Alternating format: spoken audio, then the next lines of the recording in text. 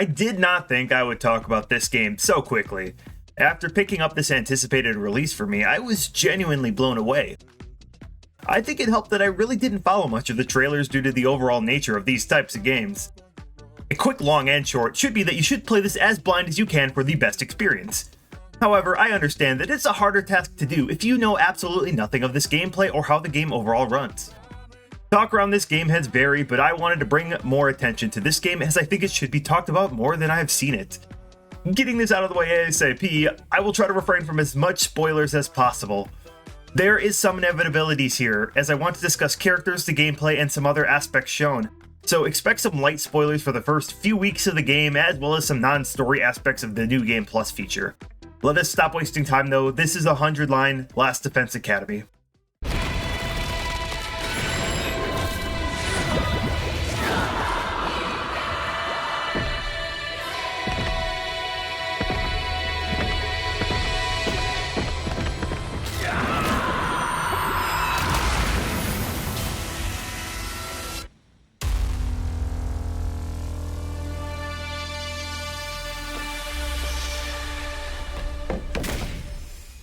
The biggest question is, what is this game exactly?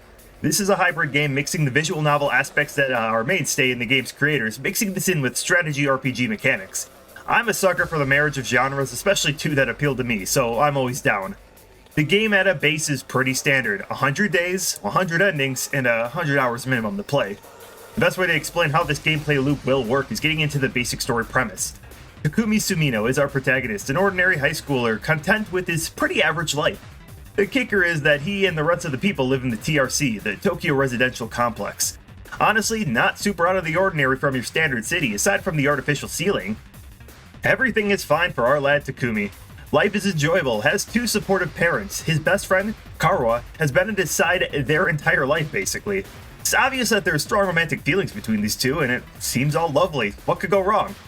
Well, this is a video game. These strange creatures attack the complex, and an odd marshmallow ghost thing tells you to game end yourself to save Karuha and protect those you hold dear. Given through the powers of hemoanima, you turn yourself into a blood-centric magical girl, I guess?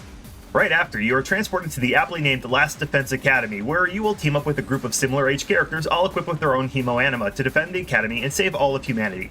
You get to see the real Earth devastated by these creatures simply called invaders, and breaching the school's walls sets off the alarm for a defensive battle protecting humanity and saving the secret in the deepest room of this academy. What it is? Well, that's a question we have to answer.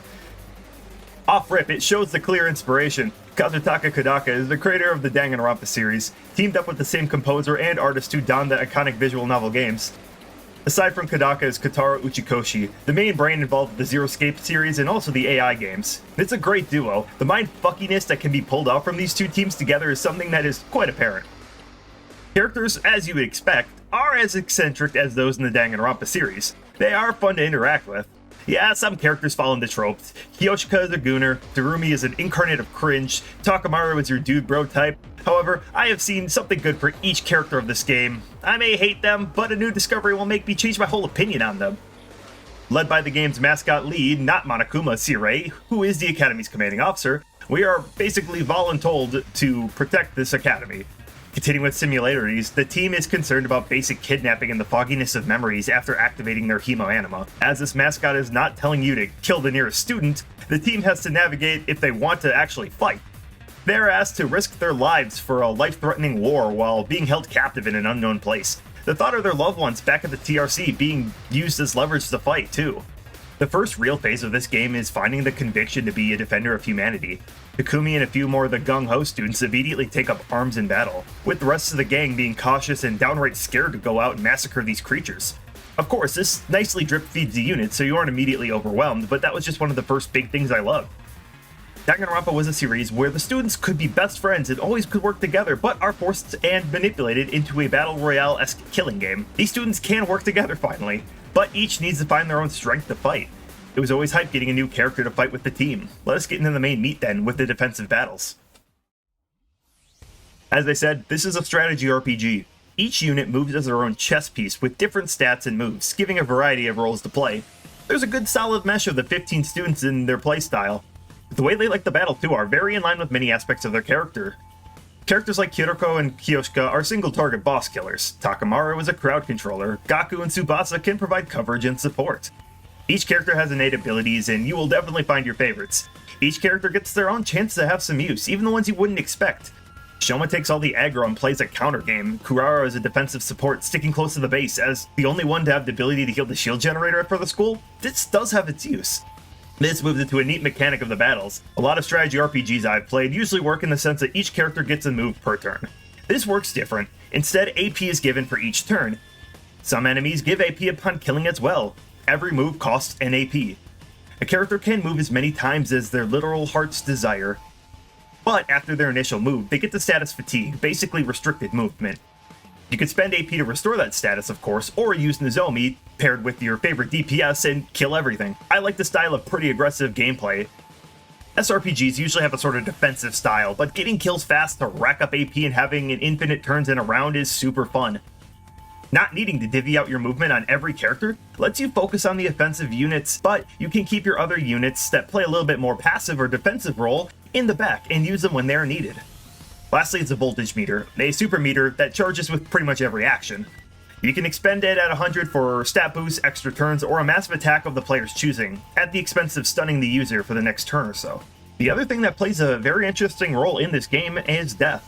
Oftentimes, SRPGs have a permadeath feature and some penalty for dying. Even the Danganronpa games have a big aspect on death. Well, thanks to the hyper-convenient Revival-matic, units who die are resurrected upon next wave. What's even better is offing yourself is actually a mechanic rather than dying to the enemy. When a character is low health, they get the option to go out in a blaze of glory by using a special without voltage at the cost of their own life. They're out that way, but you also get a nice 100% voltage charge to the voltage gain upon any death. Battles give you more resources, more players you sacrifice in this manner too, compounding on the aggressive approach to this game. It is honestly such a fun style that I haven't seen, and my only critique is this game has been mostly way too easy for me at this time. Outside of battle is your visual novel-esque like scenes, as well as some free time where you can converse with allies, study for some stats, which help increase skills and items. Exploration is a board game that is pretty RNG dependent at times, but gathering nice resources for those upgrades. It's definitely more shifted to the visual novel side of gameplay for those wondering, but I think it's great that the story and characters are so engaging. Right away, things don't go super great. Things get odd really quick, and the characters are constantly left in the dark on every detail of their mission. The tension between those fighting and those who refuse to fight grows, discussing if they're simple deadweight to the ones risking their lives on the battlefield. The commanders of each enemy army have human physiques as well as similar hemo-anima power. And to top it all off, when all students finally get together, Takumi meets Nozomi, a splitting image and personality to Karuha. Yet she is not her. This brings so many questions for Takumi, but also the player. There is risk too in this game. If the enemy gets a secret, it's doom for humans. The Revival-matic only works for those recently deceased units, and venturing outside the school renders them ineffective. If someone were to die out there, that would be it. As I said, the crew works out their differences slowly. Eito, the first character to join you from the anti-fighting faction, joins after trying to find a way home of his own volition, only for Takumi and the fighters to rescue Eito before his death. This selfless act spurs him into joining the team. The focus on characters gives them more than simple archetypes. A character like Gaku is a self-centered asshole, but shown to be this way due to no parents, poor as hell, and essential big brother to many orphan kids he is tasked with looking after. All he does is work to make basic ends meet. His clothes are patched up and is swayed by the thought of compensation for the invaders that are killed. Most characters kind of get a reason to fight. You may still think he's a greedy asset, I mean he kinda is, but that's the charm. The game's longer runtime than Danganronpa, and the many more endings do give way to this extra development for pretty much every character, but that is only a positive for me. If they were all tropey and boring, that would make this game a slog. Sometimes they are still, and if you're turned off by some of the stereotypical anime tropes, well, they're very apparent, but the main story is pretty contained and not showing their hands all the time. A lot of this tropiness does fall into the extra routes that are clearly more silly or non-canon.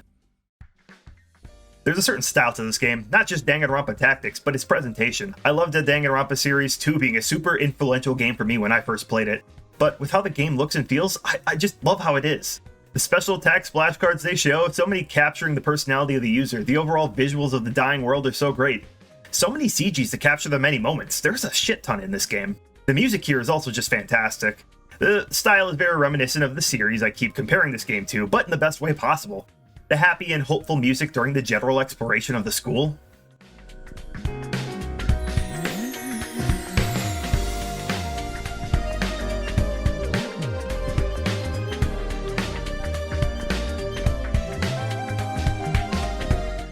The battle themes, especially ones with the commanders.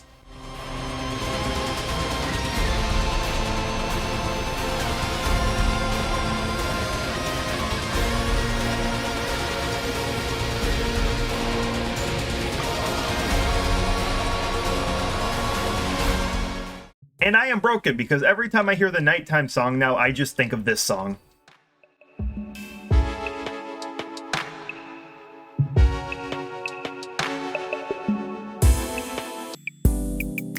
Shawty wanna fuck. Shawty likes it rough and she's got a big oily butt. A big round wet McMuffin. Shawty. The other biggest turnoff for many is the 100 endings. This is an odd thing to tackle, as I cannot talk about these without diving into spoilers, so I won't talk about how they come into play so much as when you get to them. Pretty early on, you will realize that there are 0 choices for you in this run. You are locked into one route for the first 100 days. This game works in a New Game Plus type of way, which, once again, I cannot talk more about. The best I can do is explain how it works like the Uchikoshi-styled games and something of that of Nier Automata. If you played Nier, there are 26 endings with around 5 endings that are more or less the main endings. The other 20 or so work as extra or even joke endings, really. 100 Line does similar, but to a triple-digit scale. There are a lot of branching stories upon New Game Plus. Many obvious poor choices lead to quick game overs and an ending, allowing you to knock out a lot of endings. You may call that padding and are they actually endings, but they all have their own ways to fill out the story. Characters are prioritized and some over the others. Choices will lead to death. If you still aren't in the idea of all these routes, being blunt, many routes are silly or a non-canon-esque what-if scenario. There are already guides to speed down the specific canon paths which give you the most answers to the overall story if you just want to get that done. You don't have to put 100 plus hours in this game if you want the majority of the meat in this game. It is interesting though. A very ballsy move to make essentially a full run-through of the first 100 days of prologue when most people would think that's the game. I think I got around 25 hours upon my first 100 days and only felt more excited to play more than ever. You get overpowered after some time, you can skip repeat fights in the routes, saving you a ton of time. You can breeze through the free time if you simply don't want to do them anymore, so a lot of extra routes become very quick to go through. It's not super much padding. While this is also being a game that meant to take your time on, it still respects your time. I love that. Yes, 100 endings is a lot, but Kodaka has been clear to play until you're satisfied, not to 100%. This is not a game that needs to be rushed, and I love that approach. It's a passion project that shows a lot of love in all of it. This is the creator's magnum opus, a game that is unique and going to be hard to replicate. Tokyo Games made this in-house because it's a massive undertaking, a risk that major studios won't take these days. Playing safe and boring leads to a better increase in money. To me, this has the passion of an indie game. Yes, Kodaka and Uchikoshi are veterans in their craft by now, but they wanted to make something that deviates from the norm, and that's commendable, even if their budget can't allow them to do this more than your average indie developer. Simply put, I have not been this invested into a game in a very, very long time. I have stayed awake far too long and pretty much pulled all-nighters to get to a satisfying break in the game. I've put a lot of hours in, around 80 at the time of writing the script, with only about a quarter of the endings achieved. Some of these endings are kinda lame. The spread of many different writers can have an effect. Other endings have sent me down a spiral of emotions. This game tackles so much. From the devastation of war, fighting for a cause, death, loss, hatred, sacrifice, and general morality. This game gets very heavy and very uncomfortable, especially in certain routes. Something that I do love in games, though. Making me feel raw emotions is why some of my favorite games stay the way they are. Most of the time, the game isn't shy about the themes. The commander executions in this game are one of the most raw and visceral moments for me. Shot in the point of view of the commander, the apprehension on some, the disgust on others, the anticipation of the kill on more. A moment like this is intentionally brutal, taking the life of another creature that has a similar physique to you. Are they human? What are they? A battle of either us or them. A pretty basic message on the surface. I mean, war is fucking hell. Now, being fair, the game isn't always dark. You get aspects of the classic Kodaka, hope besting despair, belief in others, a desire for peace, or what it means to truly live a life you're proud of living. A lot of these characters go through so much development, and it's really nice to see. And of course, aside from these two, yeah, there's a bunch of silly, goofy moments. A lot of them are very unserious, but that's the charm of the game. I really, really do recommend this game. This is a sleeper hit for 2025, and yeah, I know this won't be for everybody. Kodaka knows that too, but it is worth your time if you're even a little bit curious. Games do compete for your attention. You cannot play every game, especially not 100% completion, god no. But in a time where corporations continue to do shady practices and multiple companies are hiking up game prices, Games of this caliber and size for the $60 this is offering is really nice to see. I've already been gushing about this for far too long than I wanted to, but I think I will eventually break it down in a lot more detail when the game has had some time to sit for the majority of the public, people who actually have lives. But I need to finish this all the way through. Some won't, and that's totally fine. For me, I am hooked to no end, wanting to dive into everything this game holds. As said, it's not often to have me this pulled into a game this way 100 Line has. But hell, that's what makes games like these all the more special and important.